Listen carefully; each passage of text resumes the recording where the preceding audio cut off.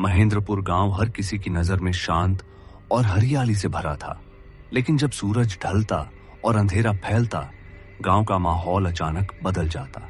चारों ओर सन्नाटा छा जाता और हर पेड़, हर रास्ता डरावना लगने लगता। रवि, अनिता, समीर और पूजा, 4 दोस्त गांव की रहस्यमयी कहानियों के बारे में चर्चा कर रहे थे। रवि ने धीरे से कहा, तुम लोगों को पता है, पिछले महीने रवि शर्मा गायब हो गया और अब तक कोई सुराग नहीं मिला। अनिता ने हैरानी से पूछा, कौन सा रवि? समीर ने फुसफुसाते हुए कहा, गांव वाला वही जो हमेशा कहता था कि पश्चिमी खेत में कुछ है, और अब वह गायब है। पूजा ने डरते हुए कहा, हम सच में वहां जा रहे हैं? हाँ, मुझे सच जानना है। अगर हम पीछे हटेंगे तो कभी नहीं जान पाएंगे कि वहां क्या है। रात का समय था। चारों दोस्त चुपके से गांव की सीमा पार कर पश्चिमी खेत की ओर बढ़े। उनके हाथों में केवल टॉर्च नहीं थी। अनिता ने सोचा कि यदि कोई उपकरण ले जाए तो डरावनी चीजें छुप जाएंगी। उनका कदम धीरे पर निश्चित था। जैसे ही वे खेत के बीच पहुंचे, अचानक एक भयानक विशाल भूत उनके सामने प्रकट हुआ। उसकी उपस्थिति इतनी डरावनी थी कि चारों का दिल तेजी से धड़कने लगा। रवि ने चिल्लाया, क्या यह वही है? अनिता ने कांपते हुए कहा, हमें भागना चाहिए। समीर ने पीछे हटते हुए कहा, रुको, हमें पहले समझना होगा कि यह क्या है। तुम लोग यहाँ क्यों आए? भूत ने धीरे से कहा, हम सिर्फ सच जानना चाहते थे, कोई नुकसान नहीं करना चाहते। भूत ने जोर से गरजते हुए कहा, सच हर साल एक आत्मा, और तुम्हारा डर मुझे मजबूत करेगा। चारों दोस्त पीछे पीछे हटने लगे। अनिता ने हिम्मत करके कहा, हम डरेंगे नहीं, हमें यह सब खत्म करना है। हमें पता लगाना है कि यह क्यों होता है। भूत ने अचानक झटके से सामने आकर कहा, तुम सभी यहाँ फंस गए, कोई नहीं बच पाएगा। नहीं, हम यहाँ से जा रहे हैं। भूत ने अपने विशाल हाथ से जमीन हिला दी। चारों दोस्त असहाय महसूस करने लगे। समीर ने अचानक कहा, देखो, वहां एक चमक कर, क्या वह कोई सुरंग है? शायद वही बाहर निकलने का रास्ता है। चारों ने दौड़ना शुरू किया, लेकिन भूत उनके पीछे पीछे था। उसका डरावना स्वर हवा में गूंज रहा था। पूजा ने रोते हुए कहा, हम क्या करेंगे? वह बहुत बड़ा है। डर मत, हमें शांत रहकर ही रास्ता ढूंढना होगा। जैसे ही वे थोड़ी दूरी तय कर गए, एक झुकाव वाली पेड़ की शाखा अचानक गिर पड़ी। रुकते समय भूत उनके बीच में खड़ा हो गया। उसकी विशाल उपस्थिति ने चारों को डर के मारे जमाया। रवि ने कांपते हुए कहा, हमें कुछ करना होगा। हम साथ हैं, केवल डर मत। अगर हम एक साथ रहें तो कुछ कर सकते हैं। भूत ने गूंजते स्वर में कहा, तुम सब जानते हो कि डर क्या है।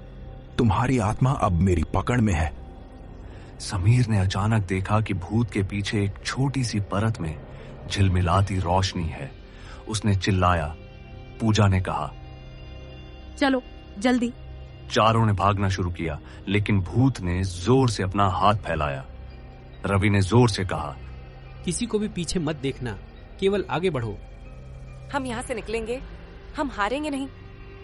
जैसे ही वे रोशनी की ओर बढ़े, भूत की चिल्लाहट हवा में गूंजती रही। तुम नहीं बचोगे, तुम्हारी आत्मा मेरी होगी। क्या हम सच में बाहर निकल पाएंगे? हमें डर पर काबू पाना होगा, केवल आगे बढ़ो। भूत हर कदम उनके पीछे था। उसकी विशाल उपस्थिति इतनी भयानक थी कि चारों के पैरों के नीचे जमीन कांप रही थी। देखो, वह रोशनी तेज हो रही है, शायद यही दरवाजा है। रवि ने अचानक झुकते हुए कहा। चारों ने अंतिम शक्ति लगाकर दौड़ लगाई। भूत ने जोर से दहाड़ते हुए कहा, तुम भाग नहीं सकते, यहाँ सबकी आत्माएं रह जाएंगी। लेकिन जैसे ही चारों ने रोशनी तक पहुंचने की कोशिश की, भूत अचानक गायब हो गया।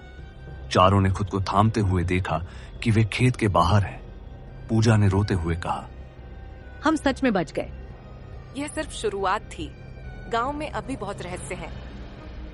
चारों दोस्त खेत के बाहर खड़े थे, अभी भी अपनी सांसें थामे हुए। भूत अचानक गायब हो गया था, पर डर और रहस्य अब भी उनके दिलों में गहरा बैठ गया था। रवि ने कांपते हुए कहा, हमें तुरंत गांव लौटना चाहिए। वहां कोई भी हमें मदद नहीं कर पाएगा। नहीं, हम केवल बाहर नहीं भाग सकते। हमें सच जानना है। हमें पता लगाना होगा कि यह भूत क्यों यहाँ है। अनिता, क्या तुम पागल हो? वह विशाल था, उसकी ताकत हमारी समझ से बाहर थी। नहीं, अगर हम डरेंगे तो गांव के अन्य लोग भी कभी सच नहीं जान पाएंगे। हम पहले उसे समझेंगे, फिर सुरक्षित निकलेंगे। चारों दोस्त धीरे धीरे खेत के अंदर लौटे। इस बार उनका कदम तेज था, लेकिन डर और तनाव हर कदम पर बढ़ रहा था। अचानक भूत उनके सामने प्रकट हुआ।